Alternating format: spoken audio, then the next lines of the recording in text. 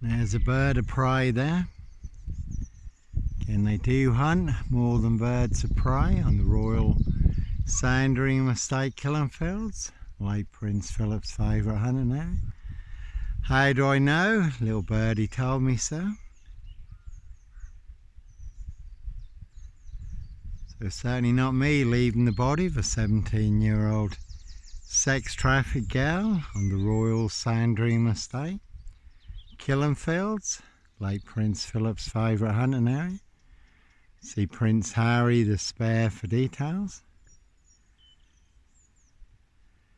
And Prince Harry, Edward Van Customs, they did shoot two very rare birds of prey on the Royal Sandringham Estate killing fields. Two hen harriers, again in flight. They were reported by the Prince of Wales staff at Sandringham at the time. Members of the public, Edward Van Customs from the Van Customs family, King Charles, Count Dracula's godson.